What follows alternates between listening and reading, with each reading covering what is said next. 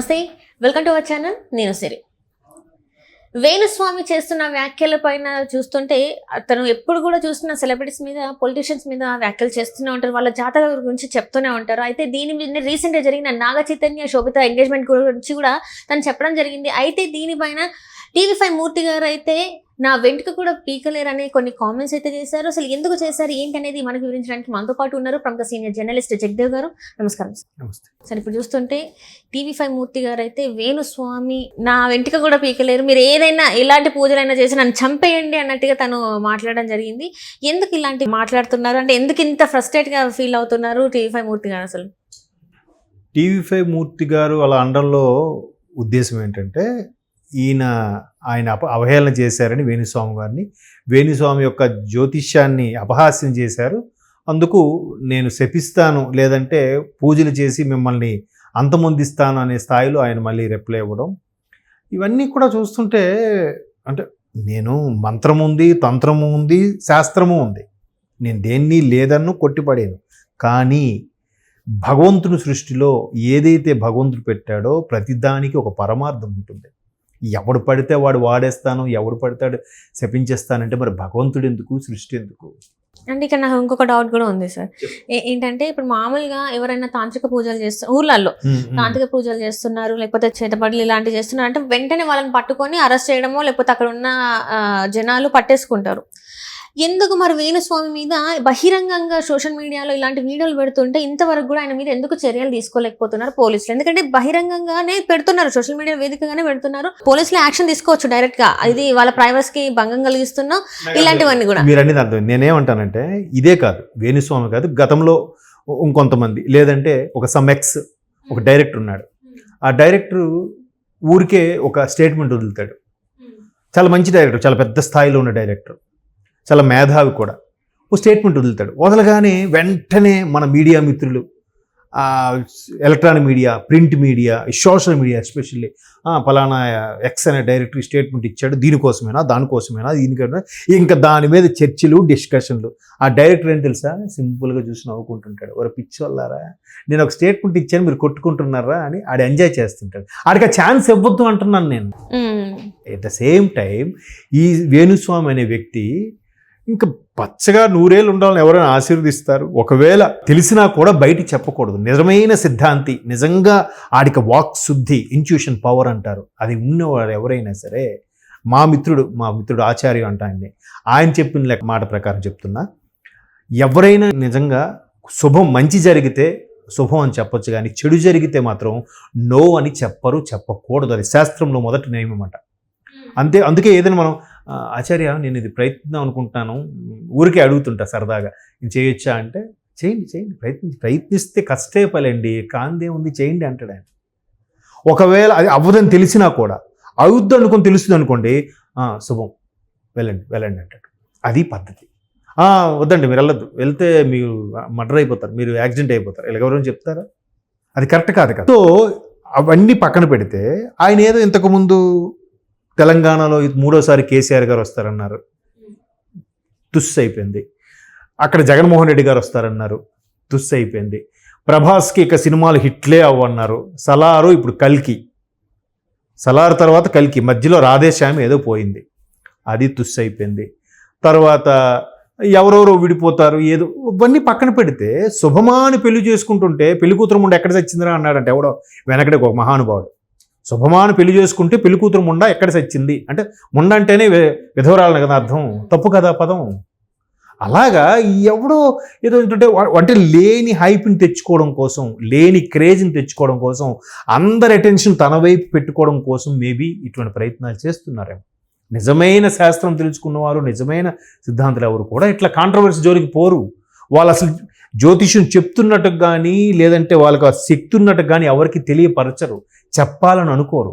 ఎందుకంటే స్ప్రెడ్ అయ్యే కొద్దీ అది ఒకవేళ వీళ్ళు ఒక పలానా పూజ చేయాలని చెప్తే వాళ్ళు సక్రమంగా చేయకపోతే ఆ ఇంపాక్ట్ వాళ్ళ మీద పడుతుందని వాళ్ళు ఎక్కువగా చెప్పరు కూడా. అంత నియమనిష్టలతో ఉంటారు మంత్రసిద్ధులు కానీ, జ్యోతిష్యులు కానీ, సిద్ధాంతులు కానీ. ఇట్లా రోడ్డు మీదకి వచ్చేసి ఏది పట్టిన స్టేట్మెంట్ ఇచ్చారు. అయితే పోనీ ఇచ్చారు, శుభం ఇవ్వండి. అరే ఒలింపిక్స్లో భారత్కి ఇన్ని వస్తున్నాయి, మీరు ఒక 10 వస్తాయని చెప్పండి, అరే మన అందరికీ ఇంట్రెస్ట్ 10 వస్తాయి అన్నారు, 10లో నేను ఒకటి ఉంటానా అని చెప్పి ఆ పార్టిసిపెంట్ ఎవరైతే ఉన్నారో ఆ గేమ్ ప్లే చేయడానికి వెళ్ళిన వాళ్ళు నిజంగా కష్టపడతారు. వేణుస్వామి లాంటి వాడు చెప్పాడు ఈసారి ఆ 10 గోల్డ్ మెడల్లో నాదొకటి చేసుకుంటాం, మేబీ నాది ఉందేమో అని వరకు ఉత్సాహం చేస్తాడు. అలాంటివి చెప్పాయా. అంటే నేను ఏమంటున్నాడు అంటే, నేను వీళ్ళిద్దరికి సెట్ అవ్వదు కాబట్టి నేను ముందే ఇలాంటివి చెప్తే వీళ్ళు రెమెడీస్ తీసుకొని కొంచెం ఇంకెక్కువ కాలం. ఇది ఒక రకమైన బిజినెస్. చాలా మంది కూడా మీ అందరికీ బాగుంది కానీ చిన్న దోషం ఉందమ్మా, అదే భయపడాల్సింది ఏం లేదు. ఒకటి నా దగ్గర పూజ ఉంది, ఒక 50,000 పెడితే పూజ అయిపోతుంది. ఇట్లాంటి వాళ్ళు కూడా ఉన్నారు, లేదనట్లేదు నేను. ఆయన అదే చెప్తున్నాడు. మరి ఇప్పుడు పెద్ద పెద్ద తలకాయలు కాబట్టి అలా పెట్టి చేయించుకోవచ్చేమో. మనీ టెక్నిక్స్ ఇవన్నీ కూడా. నేనేమంటాను, ఈ మనీ టెక్నిక్స్ అని తెలుసు కదా అందరికీ. లేదు ఆయన చెప్పేవని జరగట్లేదు కూడా తెలుసు కదా. గత కొద్ది నెలలుగా ఆయన ఎన్ని ట్రోల్స్ చేస్తున్నారో తెలుసు కదా. ఇవన్నీ అయినప్పుడు కూడా ఆయన శోభిత నాగ చైతన్య కలవరు, కలిసి ఉండలేరు అని స్టేట్మెంట్ ఇస్తే మీరందరూ పొలోమని మనిషి ఒక పక్క వీడియోలు చేస్తున్నారు. ఆయన ఏమనుకుంటాడు, మళ్ళీ ఇందాక చెప్పాను ఒక సమ్ ఎక్స్ డైరెక్టర్ చూసి నవ్వుకుంటాడని. ఇప్పుడు ఆ వేణుస్వామి గారు కూడా, అరే మనం ఒక స్టేట్మెంట్ ఇచ్చాను చూసావా, మన పేరు మళ్ళీ మాగిమూరిపోతుంది అది. నేను అలా ఇచ్చే స్టేట్మెంట్లు అసలు ఎవరు పట్టించుకోవద్దు, ఎవరు డిస్కషన్ పెట్టద్దు, ఎవరు ఎక్కడ టెలికాస్ట్ చేయొద్దు, ఎవరు దాని గురించి మాట్లాడద్దు. అరే ఎవడో దారిని పోయినాడు మాట్లాడారు అన్నట్టు వదిలేయాలి.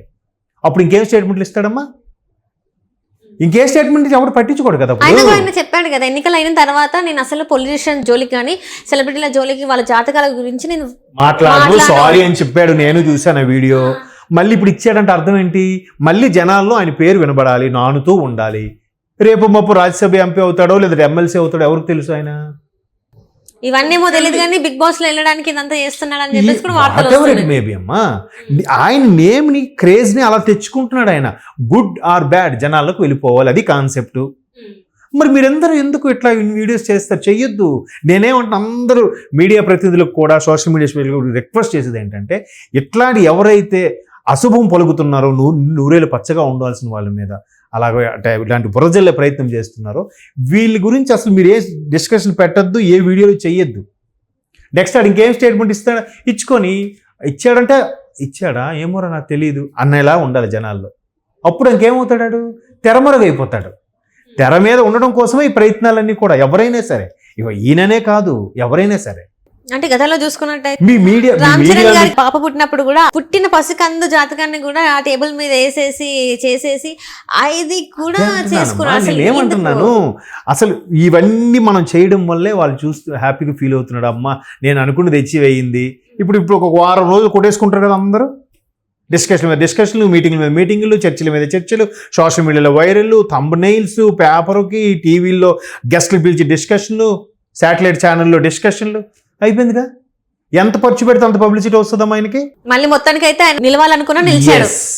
ఎస్, నేను అందుకు మీడియా ప్రతినిధులకు రిక్వెస్ట్ చేసేది ఏంటంటే, పెద్దలు మహానుభావులు ఉన్నారు, అయ్యా మీరు ఒక్కసారి మనసు పెట్టి ఆలోచించి బ్యాన్ చేసేయండి.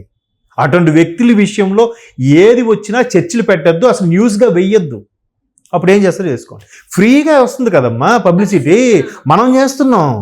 మీకేమిస్తాడా, నాకేమిస్తాడా, నాకేం ఒరిగేది ఉందా, మీకేం ఒరిగేది ఉందా, ఎందుకమ్మా? సో అందుకు మరొకసారి రిక్వెస్ట్ చేస్తున్నాను, డిస్కషన్లే వద్దు. అట్లాంటి అశుభం పలికే వాళ్ళ కోసం మనం ఎందుకు సమయం వృధా చేసుకోవడం.